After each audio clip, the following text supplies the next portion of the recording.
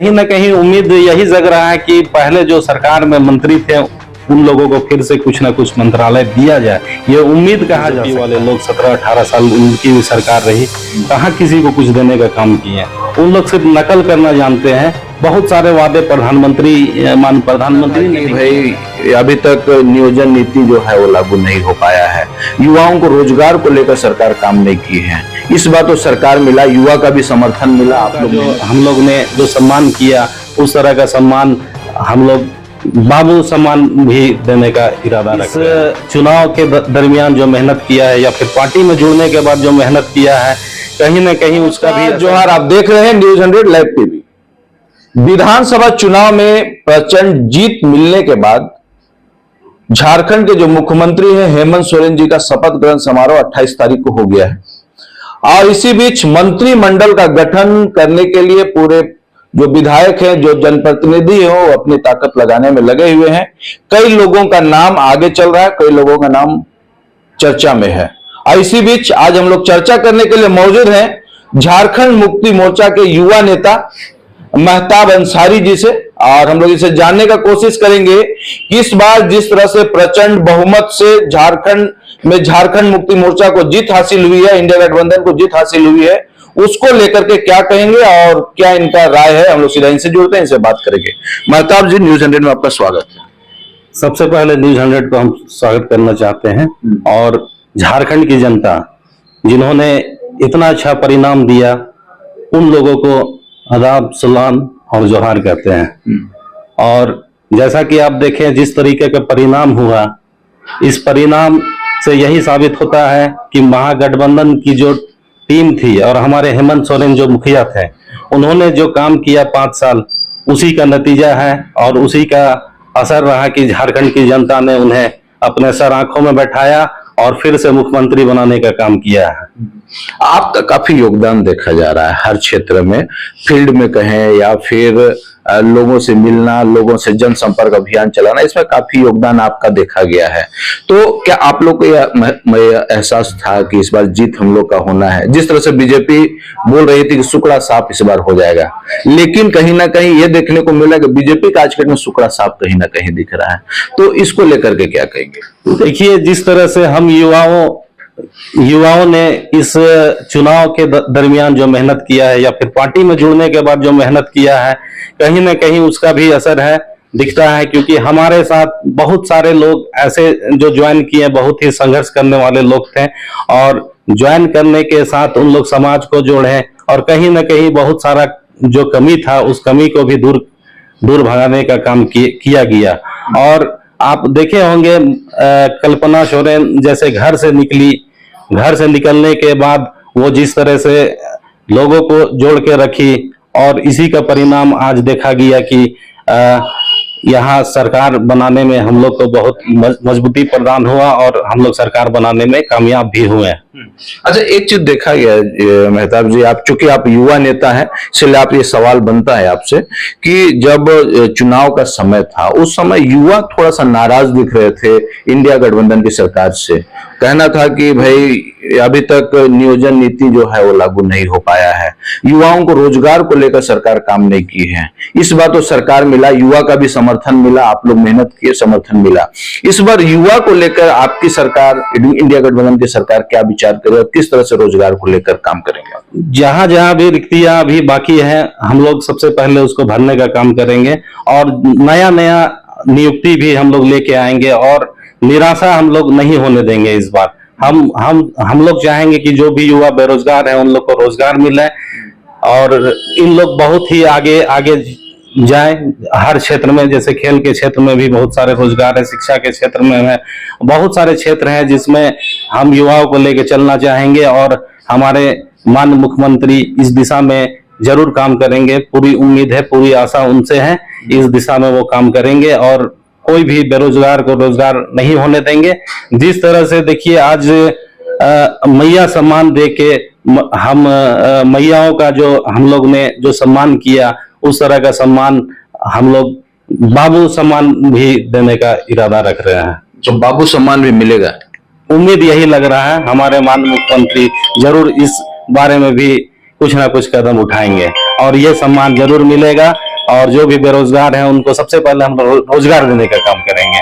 रोजगार के क्षेत्र में काम होगा, उनको सम्मान देने के लिए। बिल्कुल, रोजगार के क्षेत्र में काम करना ही चाहिए और उम्मीद है कि हम लोग इस दिशा में आगे बढ़ेंगे और 5 साल में आने वाले दिन में विकसित होके पूरा झारखंड उभरेगा इस देश में। यही हम लोग चाहते हैं कि ये हो और पूरा विकसित होके ही हम लोग आगे बढ़े इस देश में। झारखंड हमको लगता है कहीं ना कहीं इस क्षेत्र मतलब कोई भी क्षेत्र है उसमें विकसित होगा और 1 नंबर में रहेगा इन 5 सालों के दरमियान।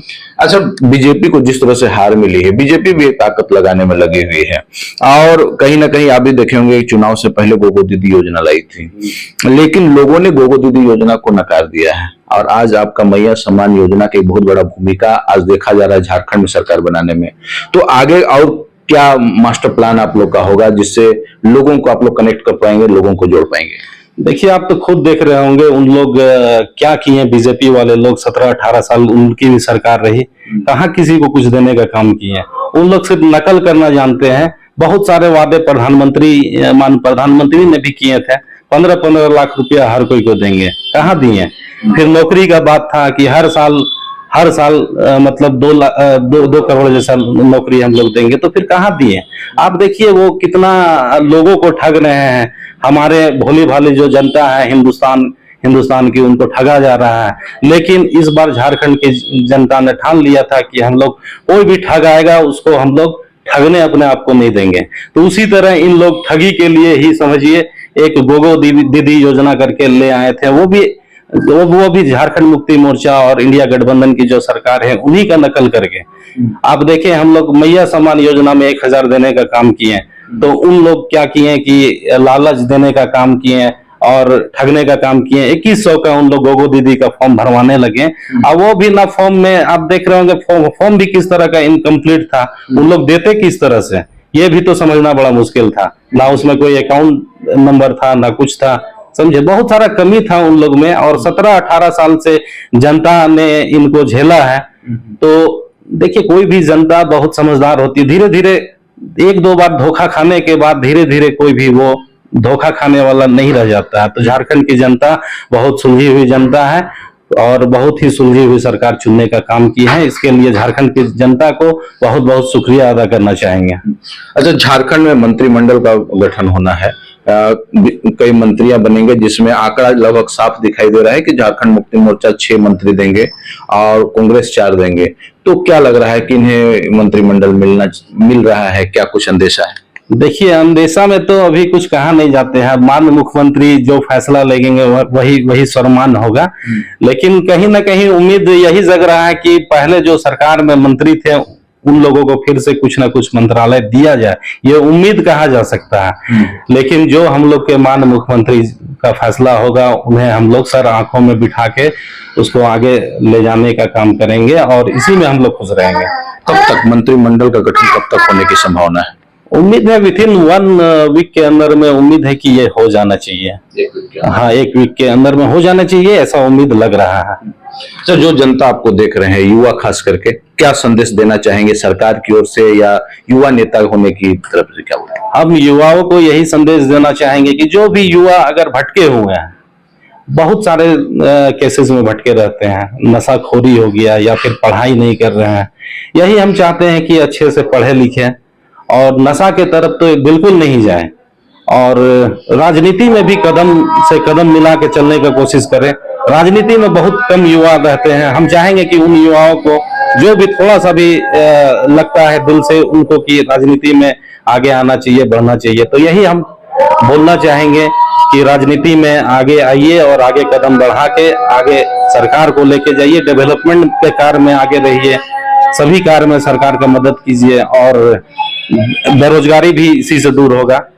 आप जान ही रहे हैं कि बेरोजगारी भी इसी से दूर होगा। हम लोग भी कोशिश करेंगे कि बेरोजगार जो है उनको हम लोग रोजगार देने का काम करेंगे। चलिए, आप सुन रहे थे युवा नेता महताब अंसारी जी को और इन्होंने स्पष्ट तौर में कहा कि मैया सम्मान योजना कहीं ना कहीं सरकार बनाने में एक बहुत बड़ी भूमिका रखती है।